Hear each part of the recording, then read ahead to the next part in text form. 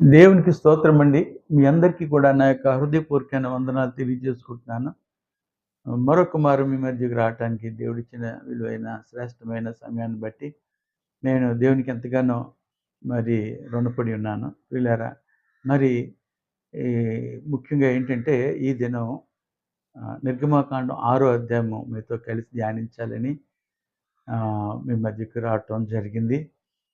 కొద్దిగా ఆలస్యమైనప్పటికీ దేవుడిచ్చిన సమయాన్ని బట్టి దేవునికి నిండు వందనాలు తెలియజేసుకుంటూ, వీళ్ళారా 6వ అధ్యాయము కొద్దిగా మరి మనం ధ్యానించడానికి ముందు ఈ 6వ అధ్యాయము ఆహ్, మోషే, ఫరోల మధ్య జరిగిన మరి చిన్న పోరాటం జరుగుతోంది.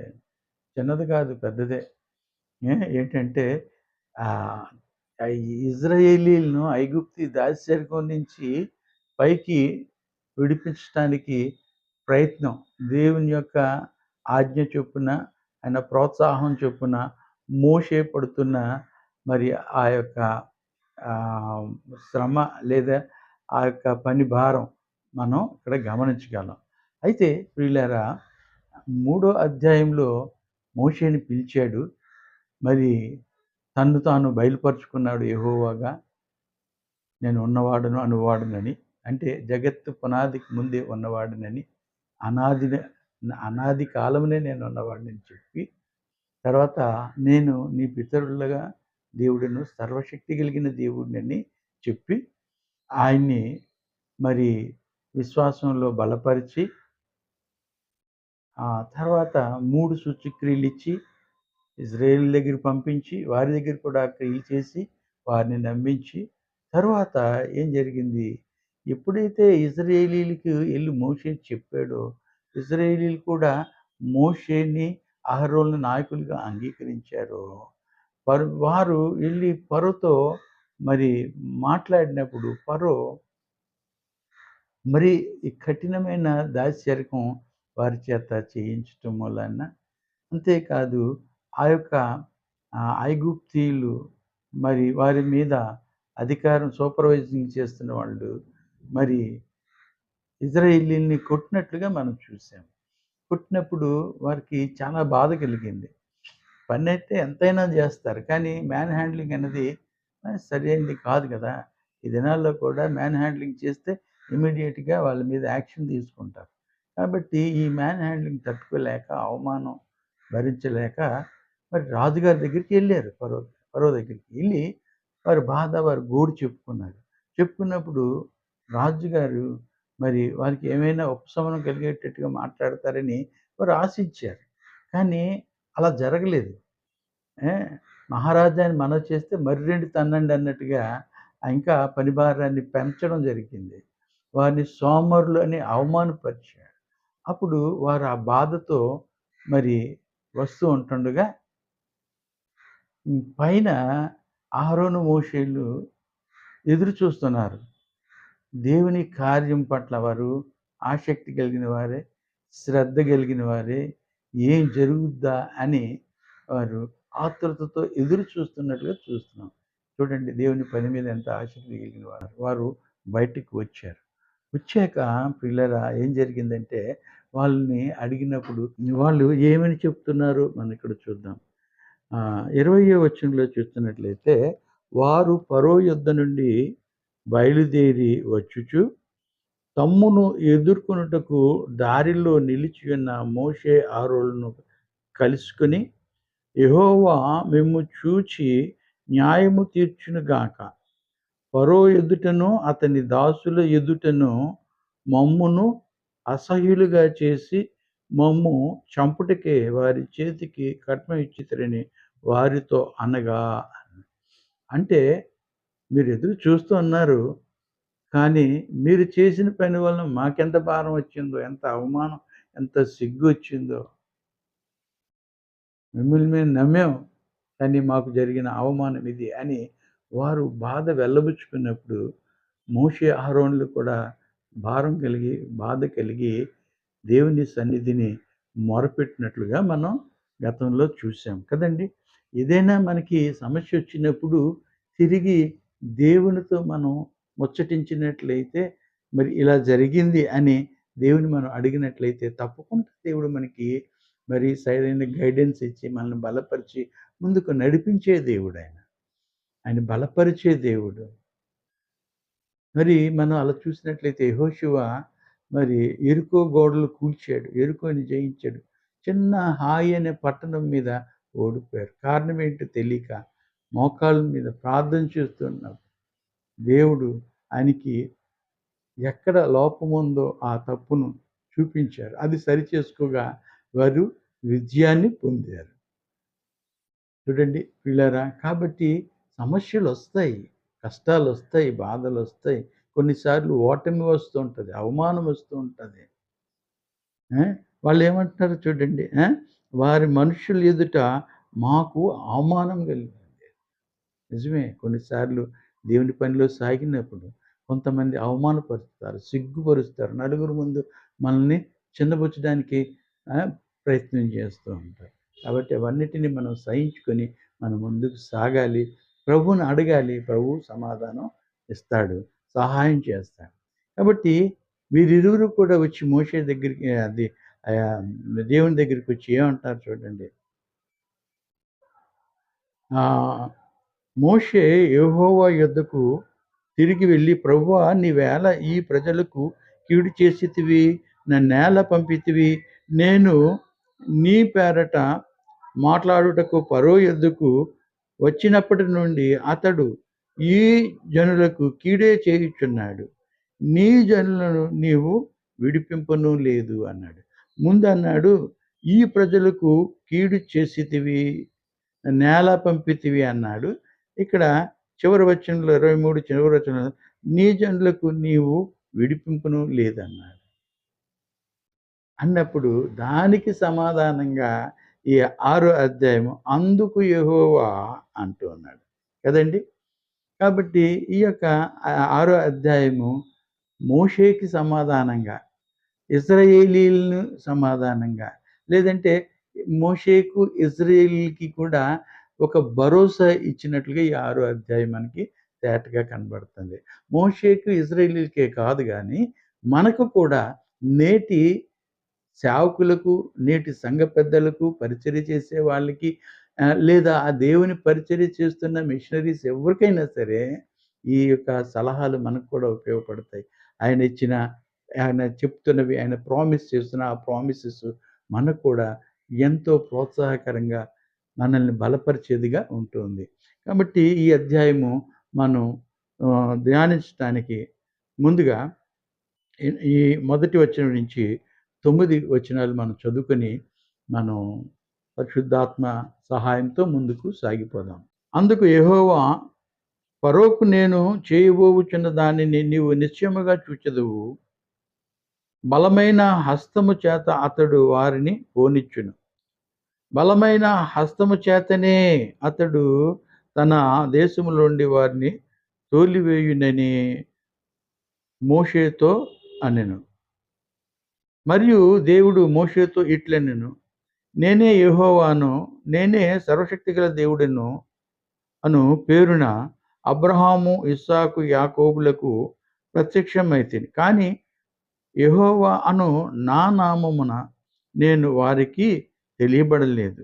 మరియు వారు పరవాసము చేసిన దేశమగు కానాను దేశమును వారికిచ్చుటకు నా నిబంధన వారితో స్థిరపరిచితిని. ఇశ్రాయేలు దాస్యత్వమునకు లోపరిచియున్న ఇశ్రాయేలీయుల మూలుగును విని నా నిబంధనను జ్ఞాపకము చేసుకొని ఉన్నాను. కాబట్టి నీవు ఇశ్రాయేలుతో ఇలాగు చెప్పుము, నేను యెహోవాను. నేను ఐగుప్తీయుల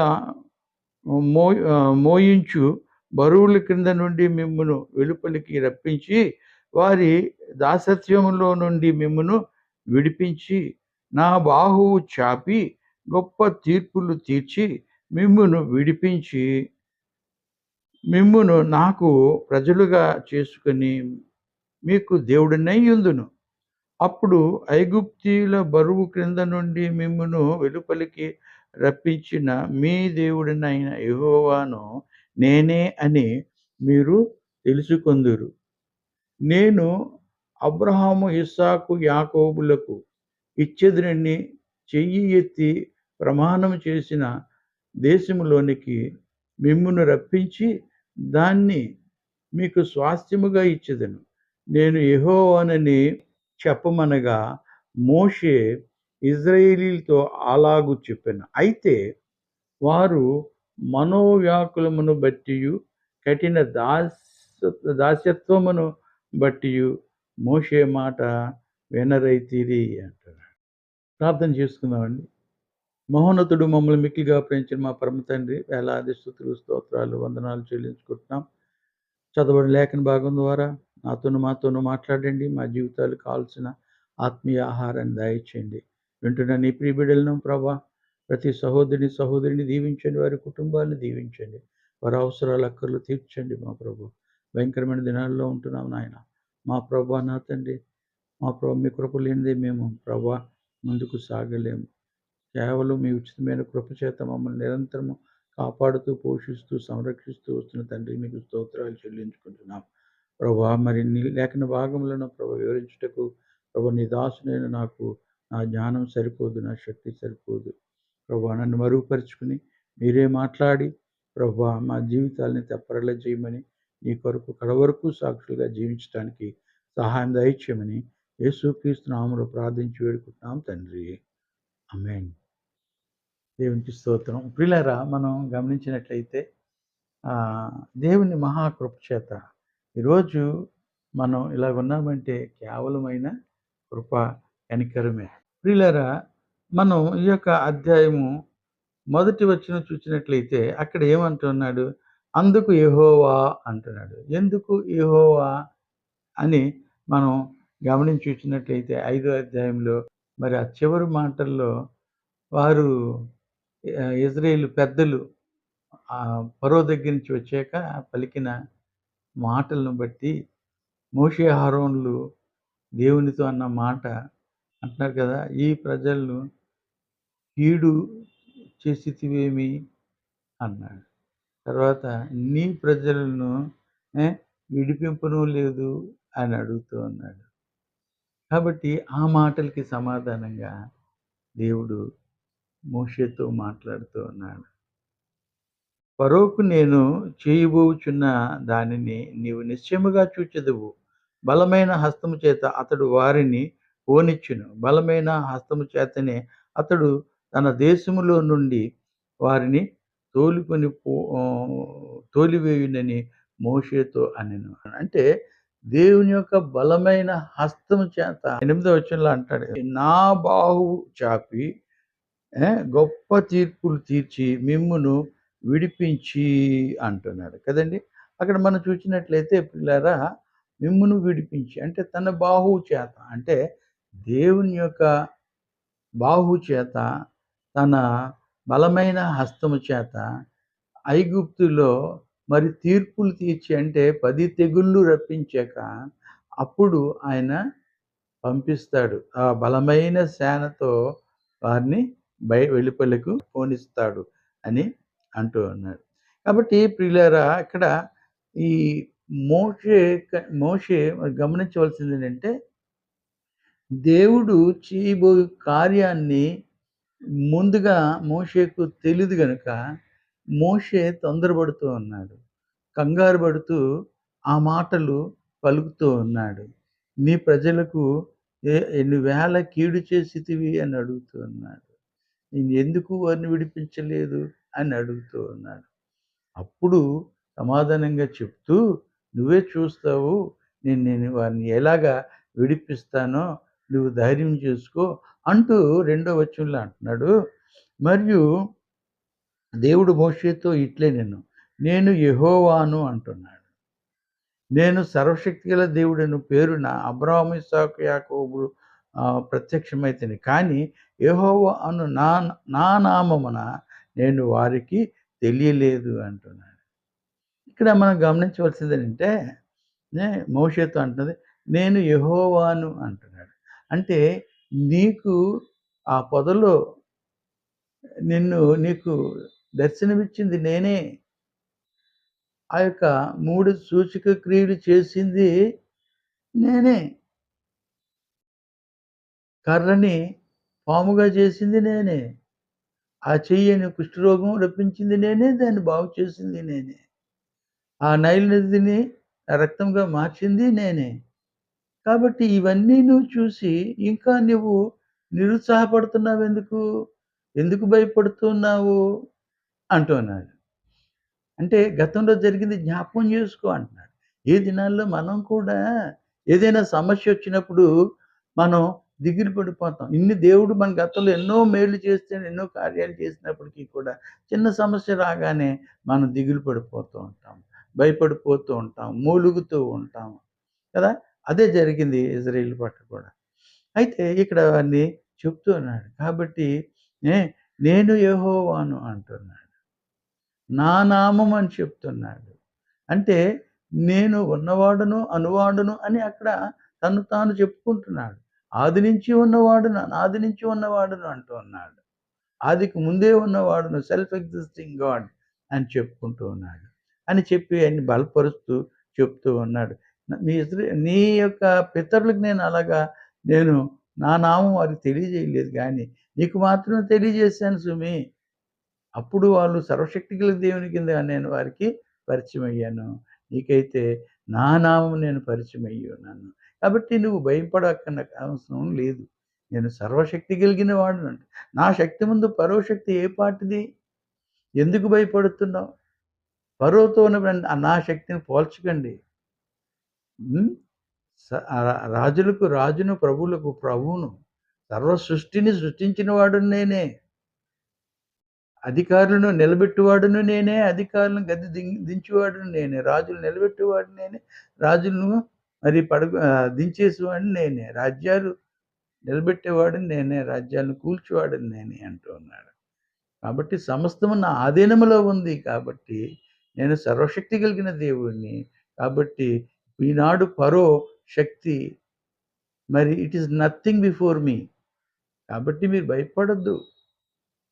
ఆయన నిలబెట్టిన వాడిని నేనే. అయితే ఎందుకు ఇవన్నీ కూడా జరుగుతున్నాయంటే, నా ప్రజల్ని నేను ఎంతగానో ప్రేమిస్తున్నానని, వారి కొరకు నేను చేస్తున్న ఈ కార్యాలన్నీ 10 తెగుళ్ళు కూడా నా ప్రజల్ని ఎంతగా ప్రేమిస్తున్నానో, నా యొక్క శక్తి, నా యొక్క ప్రభావము, నేను ఎంత మహిమ కలిగిన దేవుడినో, మరి ఈ చుట్టుపక్కల ఉన్న దేశాలన్నీ తెలుసుకోవాలి.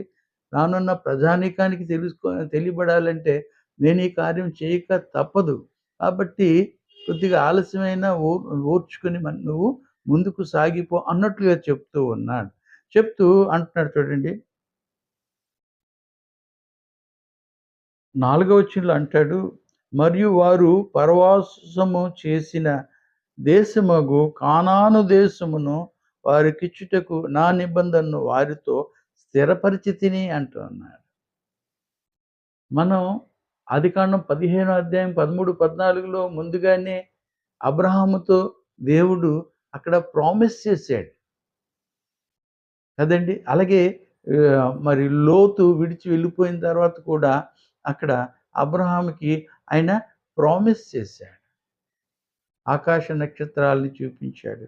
ఇసుకను చూపించి అది మళ్ళా సమయం లేదు కనుక అంటే సూచనప్రాయంగా ఆయన ప్రామిస్ చేసింది. ఆ ప్రామిస్ మరి ఫుల్‌ఫిల్ చేసే దేవుడు ఆయన.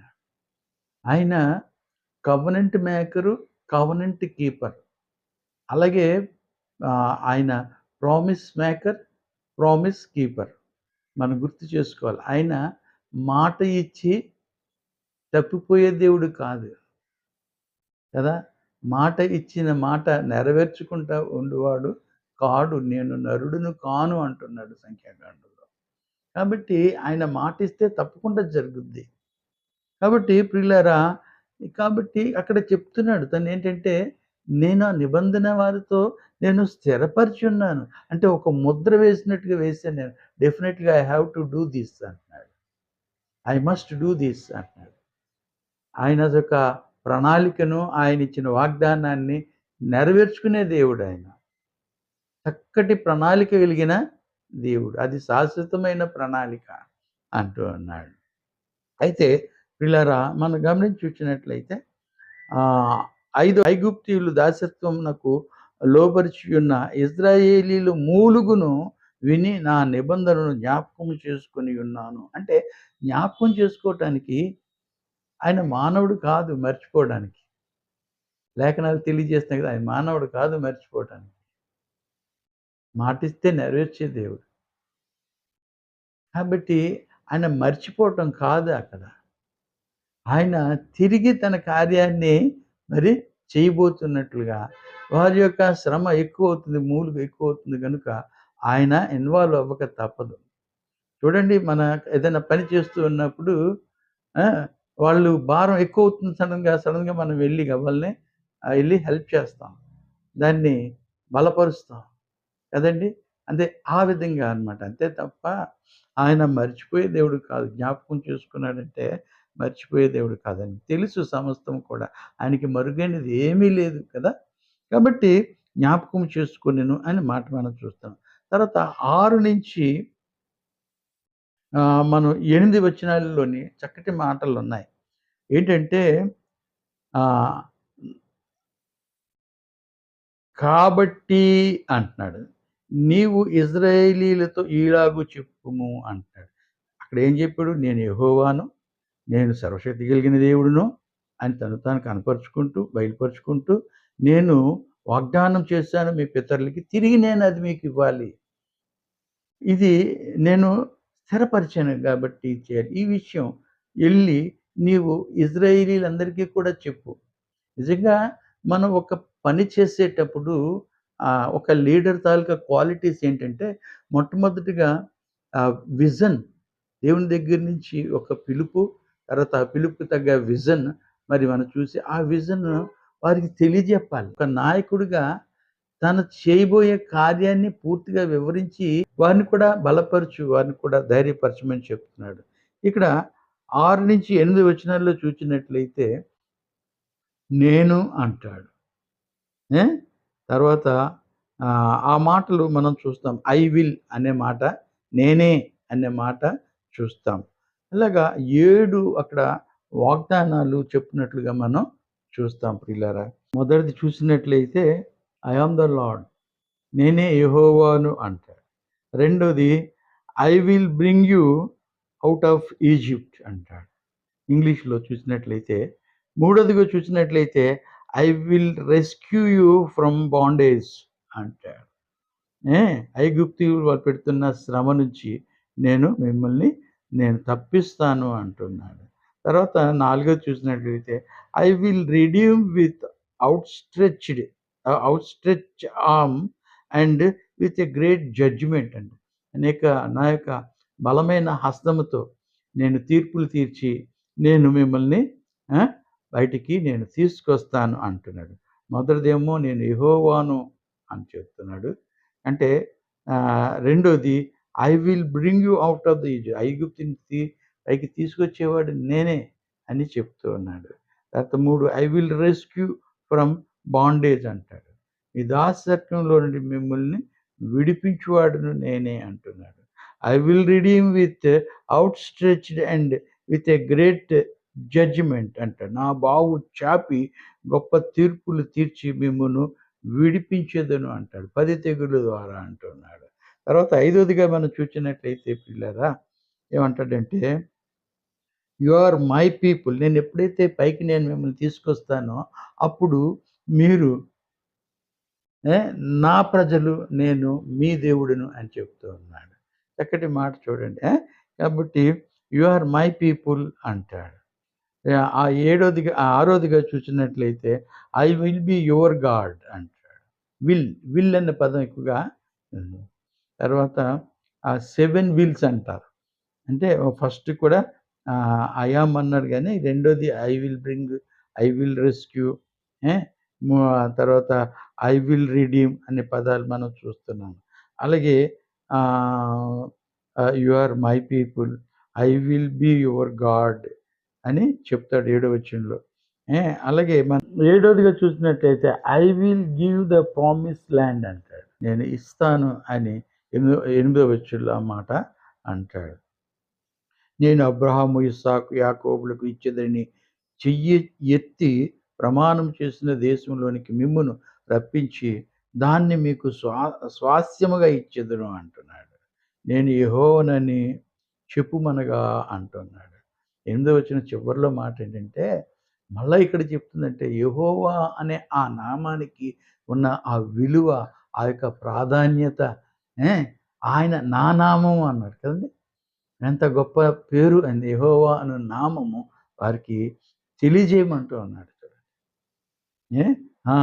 నేను యెహోవానని చెప్పమనగా నా పేరు చెప్పు వాళ్ళకి. నేను యెహోవానని చెప్పు.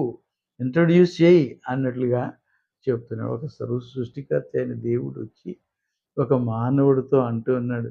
వారికి తెలీదు. వారికి నేనేంటో, నా శక్తేంటో, నేనెవరినో ఆ ఇజ్రాయేలు ప్రజలకి తెలియజేయి అని చెప్తూ ఉన్నాడు. చూడండి, ఒక సృష్టికర్త వచ్చి తన గురించి ఐడెంటిటీ మోషే చెప్తున్నాడంటే ఇట్స్ ఎ గ్రేట్ ప్రివిలేజ్ అండి మోషేకి. సృష్టికర్తను వారికి ఇంట్రొడ్యూస్ చేస్తూ ఉన్నాడంటే what a wonderful thing it is. ఏ! దేవుడు కూడా అంటూ ఉన్నాడు కదా! చెప్పు తెలియజేయి చెప్పమనగా మోషే ఇజ్రాయేలుతో అలాగు చెప్పెను. దేవుడు చెప్పినట్లుగే చెప్పాడు. కానీ వారేం చేస్తున్నారు? వారికున్న శ్రమల వలన, బాధల వలన, కష్టాల వలన మాకు ఈ శ్రమలు ఇంకా తీరలేదే ఆ! అన్నట్టుగా మాట్లాడుతున్నారు. గిద్యోను మరి ఆ దేవుని యొక్క దూత ఏంజెల్ వచ్చి చెప్పినప్పుడు మేము నిజంగా ఏ మేము దేవునికి ప్రియమైన వారమైతే మాకెందుకు ఈ శ్రమలు? నేను శక్తిమంతుడిని, నేను బలవంతుడిని అయితే ఈ శ్రమలన్నీ మాకెందుకు అని అడుగుతూ ఉన్నాడు కదా! మనం న్యాయాధిపతుల్లో ఆ మాట చూస్తాం కదండీ! గిద్యోను విషయంలో ఆ యొక్క పొలంలో ఆ యొక్క గోధుమలు ఆయన చెరుగుతూ ఉన్నప్పుడు జరిగిన సన్నివేశం మనకు గుర్తుకొస్తుంది కదా! కాబట్టి మాకెందుకు ఈ శ్రమలు, మాకెందుకు ఈ బాధలు అన్నట్టుగా మాట్లాడుతున్నాడు. అందుకు నాకేదైనా సూచన ఇవ్వు. అప్పుడు నేనెళ్తా, చేస్తా అని అంటూ ఉన్నాడు. కాబట్టి ప్రియులారా వీళ్ళు కూడా అదే అంటూ ఉన్నారు. ఏమంటున్నారు చూడండి అక్కడ 9వ వచనంలో మోషే ఇశ్రాయేలుతో అలాగు చెప్పగా, అయితే వారు మనోవ్యాకులమును బట్టియు, కఠిన దాస్యతను బట్టి మోషే మాట విననైతిరి. వారి పరిస్థితి అటువంటిది. అందుచేత మోషే మాట వారు వినలేదు అంటాడు. అలాగే 10 నుంచి మనం చూసినట్లయితే 13 వచనాల్లో దేవుడు మాట్లాడుతుందంటే, మరియు యెహోవా హ్మ్, మోషేతో నీవు లోపలికి వెళ్ళి ఐగుప్తీ రాజైన ఫరోతో ఇశ్రాయేలీయులను తన దేశంలో నుండి వెలుపలికి పోనీయవలెనని అతనితో చెప్పుమనెను. ఇక్కడేమో ఇశ్రాయేలుతో నేనేంటో నా గురించి వారికి చెప్పు. ఇక్కడ నువ్వెళ్ళి అక్కడ ఫరోతో కూడా ఎళ్లి జెప్పు అంటున్నాడు. లోపలికి వెళ్ళి అంటే అంతవరకు ఆళ్ళు పైనే ఉన్నారు కదండీ! ఆ కోట పైనే ఉన్నారనుకుంటా. యెహోవా మోషేతో నీవు లోపలికి వెళ్ళి ఐగుప్తీ రాజైన ఫరోతో ఇశ్రాయేలీయులను తన దేశముల నుండి వెలుపలికి పోనీయవలెనని అతనితో చెప్పుమనెను అన్నాడు. ఇప్పుడే తిరిగొచ్చేసారు వాళ్ళు. వాళ్ళని హెచ్చరించాడు, గద్దించి పంపించేసాడు. మళ్ళా ఎళ్ళాలంటే ఎళ్తారా? ఎంత భయం ఉండాలి కదా! ఎంత ధైర్యం గావాలి. అంతే రాజుగారితో ఎళ్ళాలంటే ఆయన తలంచుకుంటే ఏమైనా జేయగలడు కదండీ! కాబట్టి అటువంటి రాజుగారి దగ్గరికి దేవుడు వెళ్ళమంటున్నాడు. ఎవరు మానవుడు కాదు వెళ్ళమనేది. సృష్టికర్త అయిన దేవుడు వెళ్ళమంటున్నాడు. అలాంటప్పుడు భయం ఎందుకు? ఆయన అన్నీ చూసుకుంటాడుగా. కాబట్టి నువ్వు ధైర్యం చేసుకొని ముందడుగు వెయ్యి. మిగతాదైన చేస్తాడు. మోషే నువ్వు నిలుచొని చూడు అంటాడు ఒక చోట. కాబట్టి ఆయన పనిలో ఆయన మనకి అండగా ఉంటుండగా మనం భయపడ్డ నేల ముందుకి వెళ్ళిపోవడమే. అందుకే అపోస్తలుడైన పౌలు ఒక మాట అంటాడు. నన్ను బలపరచు వాని యందే నేను సమస్తము చేయగలనంటాడు. కదండీ! కాబట్టి ఆయన సమస్తము చేయుటకు ఆయన శక్తి గలవాడు. కాబట్టి ఆయన ముందు ఏది కూడా నిలువజాలదు. యోబు గ్రంథము 37 ఆహ్, 5లో మనం చూసినట్లయితే దేవుడట మనము గ్రహింపలేని గొప్ప సంగతులు చేస్తాడంట. మరి అలాంటప్పుడు మనం భయమేలా? మనం గ్రహించలేని గొప్ప సంగతులు, మనం ఆలోచన రానిది, మనం అసలు ఊహించలేని గొప్ప కార్యాలు దేవుడు చేసి మనల్ని విడిపించగలిగిన శక్తిమంతుడని మనకక్కడ యోబు గ్రంథంలో మనం చూస్తాం. కాబట్టి ప్రియులారా, మనం ఏమాత్రము దిగులు చెందవలసిన పని లేదు. దేవుళ్ళు మనం ముందుకు సాగిపోవాలి. ఇక్కడ మనం 7 ఐ విల్ అనే విషయాలు, అంటే నేను, నేనే అని, నేను విడిపిస్తాను, నేను చేస్తాను అనే విషయాలు 7 ఐ విల్స్ మనం చూసాం. అంటే 7 ప్రామిసెస్, అక్కడ ప్రామిసెస్ కూడా దేవుడు చెప్తున్నాడు. I will bring you out of Egypt అని చెప్తున్నాడు. నేను యెహోవానని చెప్తున్నాడు. నేను దాస్యము నుంచి విడిపిస్తాను. ఇవన్నీ కూడా ప్రామిసెస్ ఆయన ఇస్తూ ఉన్నాడు. బలపరుస్తున్నాడు. ఐ విల్ రిడీమ్ యూ అంటాడు. నేను మిమ్మల్ని విడిపిస్తాను. మిమ్మల్ని విడిపిస్తాను. మీరు నా ప్రజలు అంటున్నాడు. మీరు నా ప్రజలు, నా సొత్తు అని చెప్తూ ఉన్నాడు. నేను మీ దేవుడిని అని చెప్తూ ఉన్నాడు. కాబట్టి అక్కడ మనం గమనించవలసిన ఒక విషయం ఏంటంటే, యెషయా గ్రంథం 40:31లో కూడా ఒక మాట మనం గుర్తు చేసుకోవాలి. ఏంటంటే, యెహోవా కొరకు ఎదురు చూచువారు నూతన బలము పొందుదురు. వారు పక్షిరాజు వలె రెక్కలు చాపి పైకి ఎగురుదురు. అలయక పరుగెత్తుదురు, సొమ్మసిల్లక నడిచెదరు అంటూ ఉన్నాడు. కాబట్టి దేవుని మీద, యెహోవా మీద ఆ! ఏ ఆనుకున్న వారికి ఏది కూడా అపజయము జరగదు. మోషే యెహోవా మీద ఆనుకొనెను. అంటే ఆ కర్ర మీద, దేవుడిచ్చిన కర్ర, ఆ యొక్క దాని మీద ఆనుకొని ఆ బిడ్డలను దీవించినట్లుగా చూస్తాం. దేవుడి మీద ఆనుకొని మనం ఉంటే మనకి ఏమి ఆపద ఉండదు. సమస్తము ఆయన తర్వాత 103, 17, 18 వచనాల్లో కీర్తన చూచినట్లయితే, ఆయన నిబంధనను గైకొనుచు ఆయన కట్టడలననుసరించి నడుచుకొను వారి మీద, యెహోవా యందు భయభక్తులు గల వారి మీద ఆయన కృప యుగయుగములు నిలుచును. ఆయన నీతి వారికి పిల్లల తరమున కూడా నిలుచును అంటున్నాడు. 12వ వచనంలో ఏమంటాడు మోషే? అప్పుడు మోషే చిత్తగించుము, ఇశ్రాయేలీయులే నా మాట వినలేదు. మాట మాంద్యము గల వాడనగు నా మాట ఫరో ఎట్లు వినునని యెహోవా సన్నిధిని పలికెను. అంటే దేవుని యొక్క సన్నిధిలో, గాడ్స్ ప్రెజెన్స్‌లో ఆయన మాట అంటున్నాడు. ఆ! అంటే దేవుడే స్వయంగా వచ్చినప్పుడు దేవుని ఎదురుగా నుంచోవడానికే మనం భయపడతాం. ఆయనతో ఎదిరించి మాట్లాడడానికే భయపడతాం. అటువంటిది ఎంత సులువుగా మాట్లాడుతున్నాడు. ఇశ్రాయేలీయులే నా మాట వినలేదు. ఈ ఫరో ఏమి నా మాట వింటాడు అంటాం. చాలామంది సంఘాల్లో దొరికిన సమస్యలు, నా నా విశ్వాసులే నా మాట వింటలేదు. ఆ! ఇంక నేనేం చెప్పగలను, నేనేం చేయగలను అన్నట్టుగా ఉంటారు. ఈ ఆచారాలు, కట్టుబాట్లు మళ్ళా ఇవన్నీ కూడా వస్తూ ఉన్నాయి. చెప్పినా సరే కొంతమంది వింటలేదు. ఇంకా ఆ పాత పద్ధతులు, పాత ఆచారాలు, పాత కట్టడలే అని అది అది కనపరుస్తూ ఉన్నారు. పాస్టర్ గారు ఎంత చెప్పినా సరే వారు వింటలేదు. కాబట్టి నా ప్రజలే నా మాట వింటలేదు అన్నట్లుగా ఉంది ఇక్కడ కూడా. కదా! ఈ ప్రజలు, వీరి మీద నేను నాయకుడిని, నా మాట వారు వినట్లేదు. నేను ఫరో దగ్గరికెళ్ళి ఏం చెప్పగలను అంటూ ఉన్నాడు. 13వ వచనంలో అంటాడు కదా! మరియు యెహోవా మోషే అహరోనులను ఇట్లనెను, ఇశ్రాయేలీయులను ఐగుప్తు దేశములో నుండి తాము వెలుపలికి రప్పించుటకై ఇశ్రాయేలీయుల యొద్దకును ఫరో యొద్దకును వెళ్ళవలని వారికి ఆజ్ఞాపించెను అంటున్నాడు. వారికి ఆజ్ఞాపించెను అంటున్నాడు. అంతవరకు వెళ్ళమన్నాడు. నా గురించి వెళ్ళి తెలియజేయు, చెప్పు. 8వ వచనం, నేను యెహోవానని చెప్పు అని ఇశ్రాయేలీయులకు చెప్పమంటూ అన్నాడు. ఇప్పుడు వాళ్ళు నా మాట వినలేదే అంటే ఏమంటున్నాడు? మరి నా మాట వినలేదు, నేను ఫరో దగ్గరికి ఎలాగెళ్ళగలను అని అంటూ ఉన్నప్పుడు సమాధానంగా ఆయన గట్టిగా వార్నింగ్ ఇచ్చినట్టుగా మాట్లాడుతున్నాడు. మీరెళ్ళాలి. ఇట్స్ మై కమాండ్ అంటున్నాడు. ఆజ్ఞాపించాడు. సామధాన దండోపాయాలు అంటారు కదా! ఆ మాదిరిగా. కాబట్టి ప్రియులారా, మరి తప్పనిసరిగా వారు ఎళ్ళవలసొచ్చింది. ఇక్కడ 14 నుంచి మనం చూసినట్లయితే ప్రియులారా, 27 వరకు చూసినట్లయితే ఈ అక్కడ ఇశ్రాయేలీల పెద్దల యొక్క ఆ వంశ వృక్షాన్ని అక్కడ వివరిస్తూ ఉన్నాడు. ఈ యొక్క మోషే, అహరోనులు ఎలాగొచ్చారు? ఇందులో ముఖ్యమైన వాళ్ళ పేర్లు ఆ! చెప్తూ ఉన్నాడు.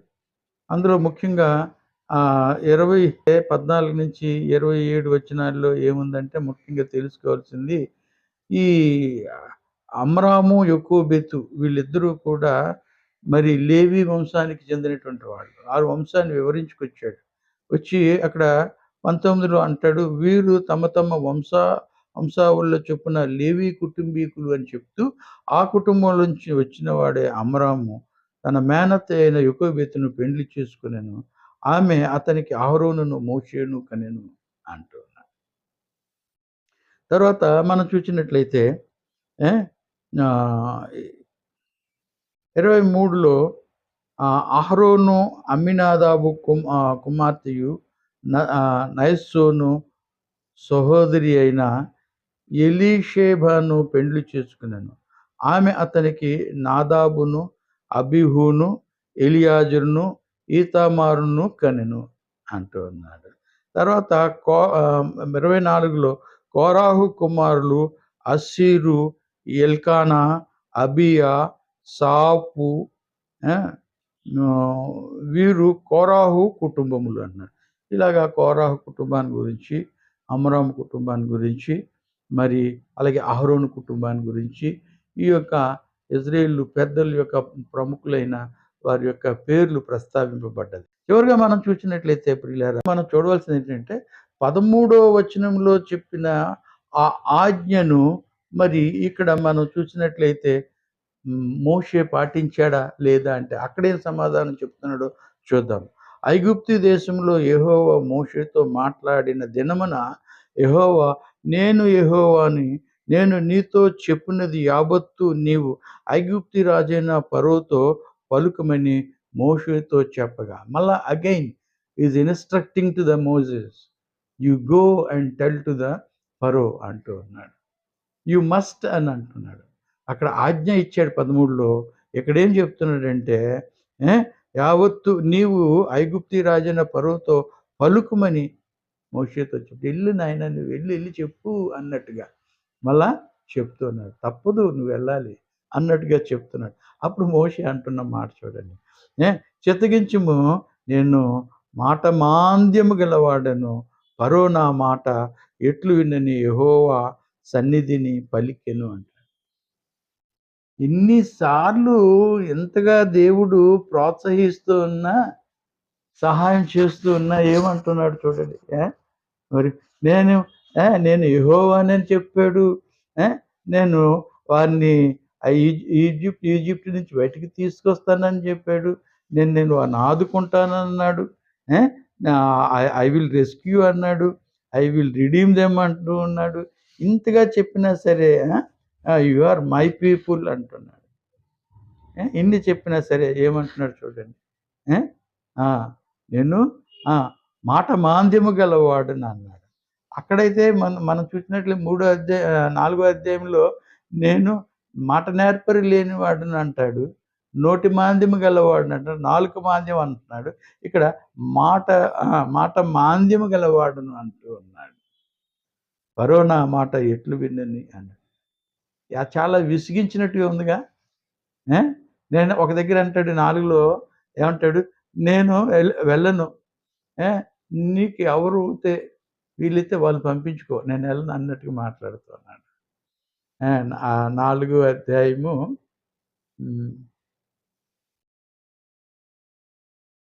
13వ వచనంలో ఆ మాట అంటూ ఉన్నాడు. కాబట్టి పిల్లరా, ఇంతగా దేవుడు బలపరుస్తున్నప్పటికీ కూడా ఇంకా సాకులు చెప్తూనే ఉన్నాడు.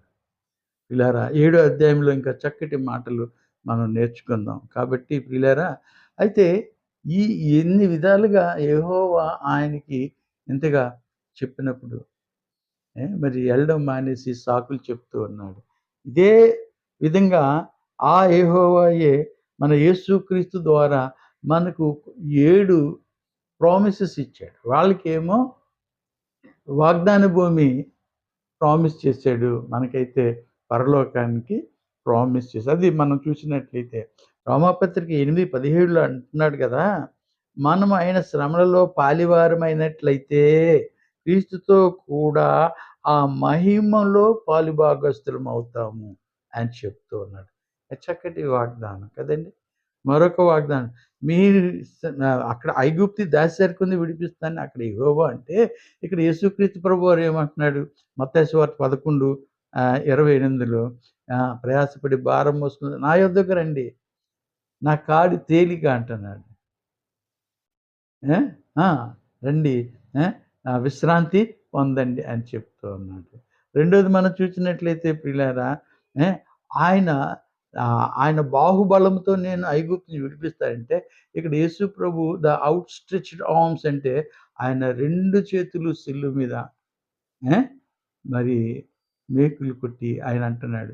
నేను ఎంతగా ప్రేమిస్తానంటే అంతగా ఆయన ప్రాణం పెట్టి అంతగా మనల్ని ప్రేమిస్తున్నట్టుగా.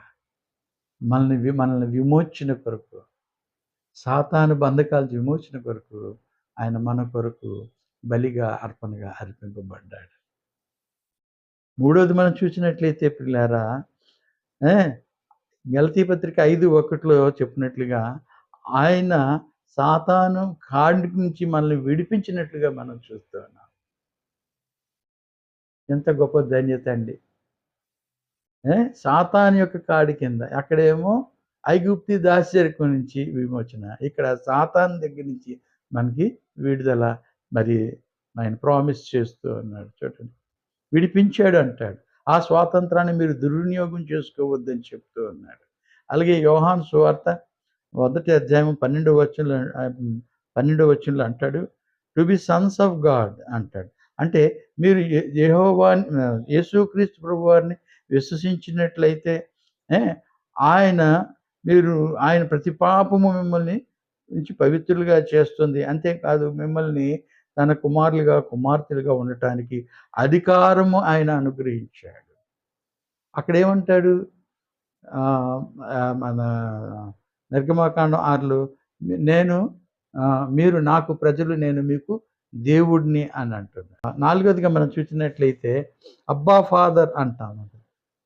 రోమాపత్రిక 8వ అధ్యాయము 14, 15 వచనాల్లో మనం చూసినట్లయితే ఏ ఆహ్, అబ్బా తండ్రి తన్ ఆ!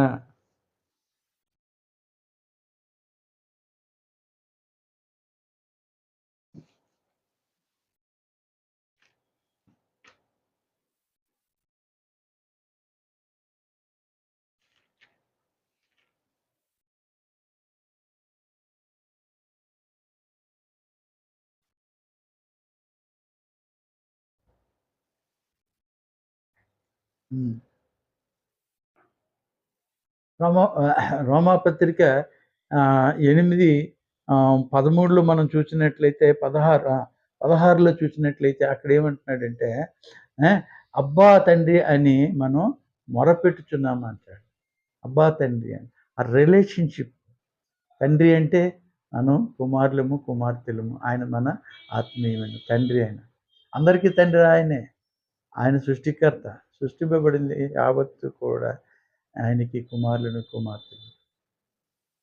కాబట్టి ప్రియులారా చక్కటి నాలుగోది, ఐదోది చూసినట్లయితే ఏ ఆయన ఆహ్, ఆయన తోటి ఆహ్, పాలివారమని మహిమకు చెప్తున్నాడు 8:17లో. అలాగే ఆరోది చూసినట్లయితే Christ gave himself for us to be his own possession. ఆయన స్వాస్థ్యముగా చేసుకున్నాడంట మనల్ని. ఆరోదిగా చూసాం. అంటే వారికి స్వాస్థ్యం అంటే ఆహ్, ఆ యొక్క ప్రామిస్డ్ ల్యాండ్. మనకైతే పరలోకం అని చెప్తున్నాడు. ఆ మహిమ అంటాడు. ఆ రాజ్యానికి స్వాస్థ్యముగా చేశాడు. ఆయన స్వాస్థ్యముగా, ఆయన సొత్తుగా మనం చేసినట్లుగా మనం చూస్తున్నాం. మీరు మీ సొత్తు కాదు, మీరు క్రీస్తు సొత్తు. మీరు విలువ పెట్టి కొనబడినవారు అంటాడు. ఆరోదిగా. ఏడోది చూసినట్లయితే చివరగా యోహాను సువార్త 14:3లో అంటాడు కదా! ఏ మీ హృదయమును కలవరపడనివ్వకండి. తండ్రి యందు విశ్వాసం ఉంచారు. నా యందు కూడా విశ్వాసం ఉంచండి. మీ కొరకు స్థలం సిద్ధపరిచి వెళ్తున్నాను. మరలా వచ్చి నాతో పాటు మీరుండులాగున మిమ్మల్ని నేను తీసుకుపోతాను అని చక్కటి వాగ్దానం కదండీ! మన మనకేంటి పరలోకం తీసుకుపోతానంటాడు. ఇక్కడ మనం చూసినట్లయితే ఇక ఇజ్రాయేలీయులకి ఏంటంటే వాగ్దాన భూమి, మనకైతే పరలోకం. ఎంత శ్రేష్టమైన ఆ! దీవెనలు మనకి దేవుడు అనుగ్రహించాడు. ప్రామిసెస్. నేను మళ్ళా వస్తాను అంటున్నాడు. Will come again. I will take you with me అంటున్నాడు.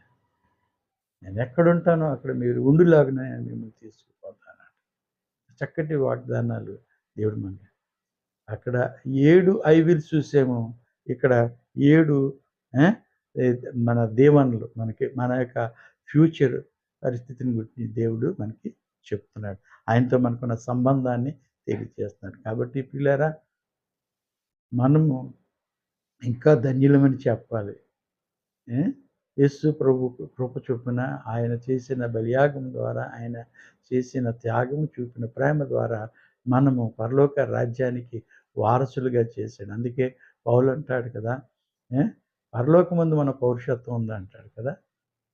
నేను వెడలిపోయి క్రీస్తుతో కూడా ఉండాలంటాడు. లోకం శాశ్వతం కాదండి.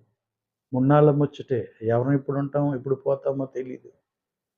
ఇదంతా నాది నాది అనుకొని గొడవలు పడుతూ, తగులు పడుతూ, మనశ్శాంతి లేక, నెమ్మది లేక, కోర్టులంటల్లా, పోలీస్ స్టేషన్లంటల్లా తిరిగే కంటే ఇదంతా శాశ్వతం కాదు. ఏదో ఒక దినాన్ని విడిచిపెట్టాలి.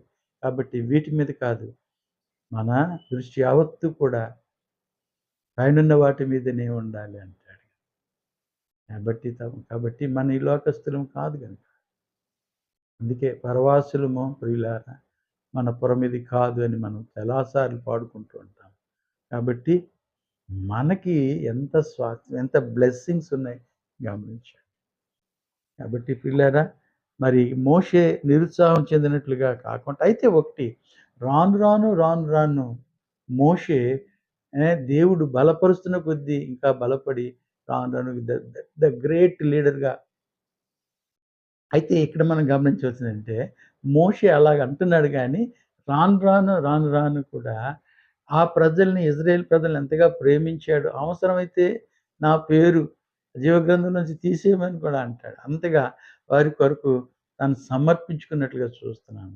ఆ ప్రజల్ని నడిపించట్లో, మనం కూడా మన సంఘాన్ని నడిపించట్లో, విశ్వాసాలు నడిపించట్లో, పరిచర్య చేయట్లో, అవసరమైతే ప్రాణాలు పెట్టడానికి కూడా మనం తెగించాలి అన్నట్టుగా మనకి మాట్లాడు. కాబట్టి ప్రియులారా, మనం గమనించవలసిందంటే, మోషే ఇలాగా బలహీనంగా మాట్లాడినప్పటికీ రాను రాను దేవుడే బలపరిచి ఒక గొప్ప నాయకుడిగా తయారు చేసినట్లుగా మనం రానున్న అధ్యాయాల్లో మనం చూస్తాం. కాబట్టి ప్రియులారా, ఈ చిన్న వర్తమానం దేవుడు మనల్ని దీవించి, ఆశీర్వదించి మనల్ని బలపరచును గాక. Amen. May God bless you all. Thank you very much.